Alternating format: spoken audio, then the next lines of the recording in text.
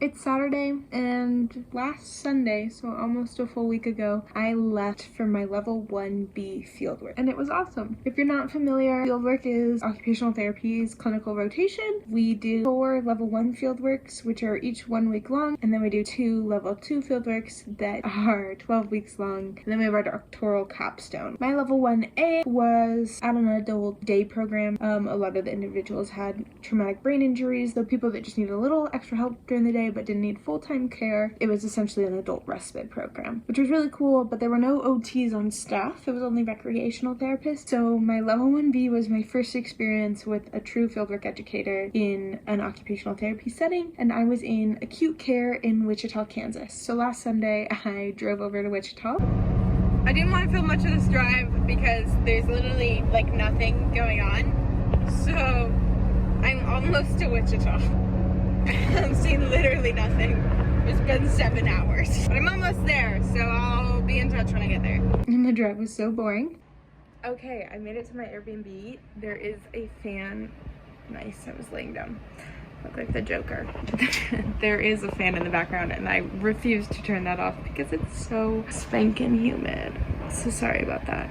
But let's do a little Airbnb tour. Bedroom, kitchenette, bathroom. So this place is pretty small, but realistically I am gonna be gone all day during the day, so it's not like I need more space anyways. I pretty much just need a place to come to sleep, so it's perfect for that. I think I'll be happy here for a week. And then I started on Monday.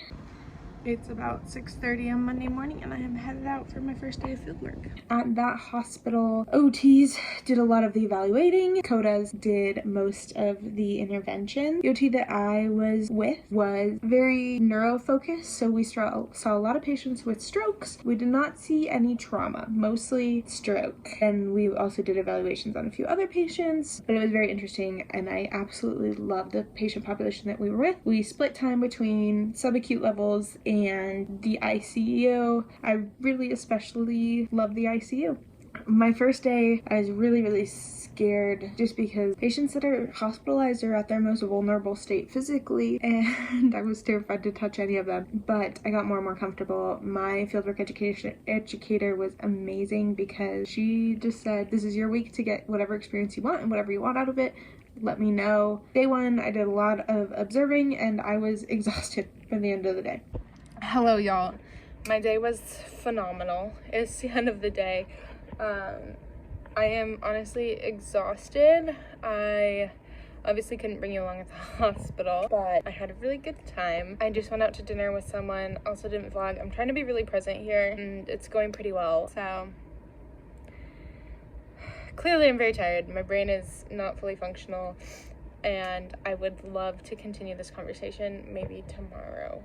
Good morning. We are dressed and ready for day 2. You can tell by my voice that I did not sleep great last night. So definitely a coffee day. And then day 2, I got a little more comfortable. I started helping, like if she needed help lifting a patient. A lot of the patients that she saw were max assists with 2 people. So on day 2, I felt more comfortable helping lift those patients, and I was able to kind of get in there and help. Day 3, I did the evaluation, which was really cool. But pretty much by the end of each day, I was wiped out.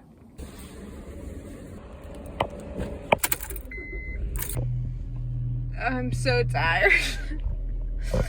But I'm gonna go to Trader Joe's and get lunches for the rest of the week so that I have something nutritious and delicious. Oh my gosh, I'm so tired. You guys are just gonna have to accept my most sincere apologies. I had every intention of coming back and filming just, you know, like an actual vlog content and not just like getting on and be like, hey, I'm tired. I'm sorry, but I am now clean and cozy.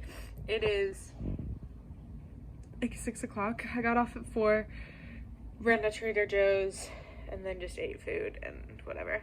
Do you want to chat? Should we chat? Let's chat.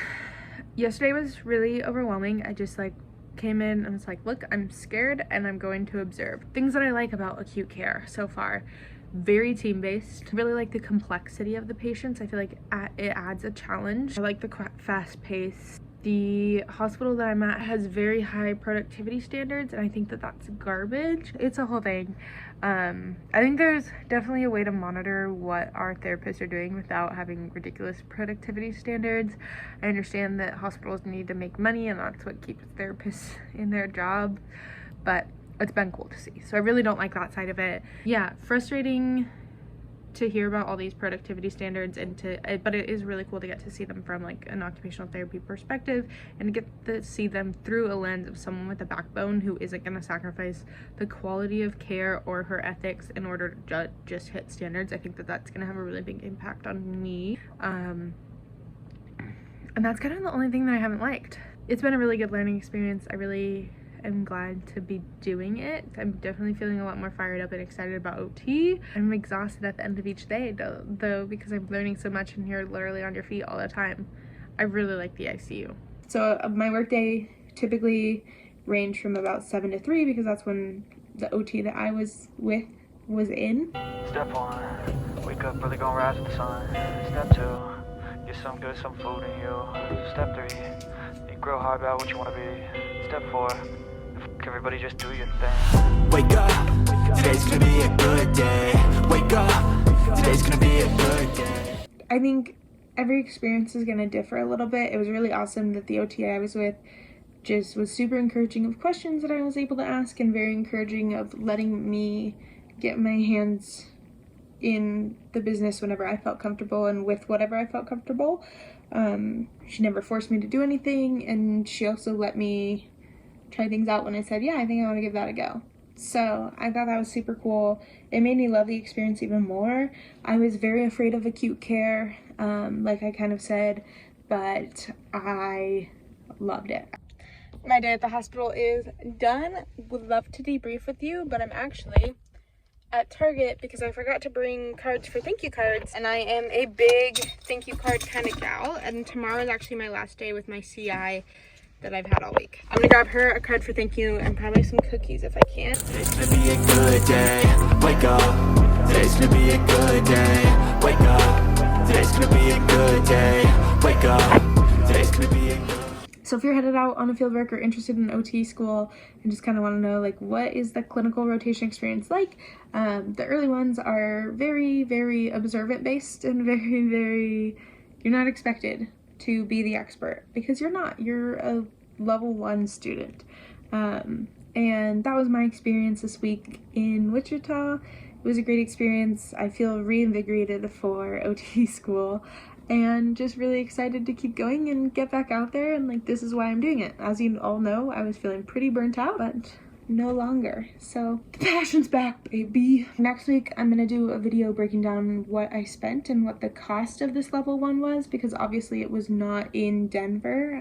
I had to travel for it, which is very common, and so I think it'll be really interesting to look at, okay, what did I spend in order to make this happen, because that's an added cost to your education that you're maybe not anticipating when you're getting started, and I think that stuff's interesting. So subscribe if you want to see that video next week, and I will see you next Sunday.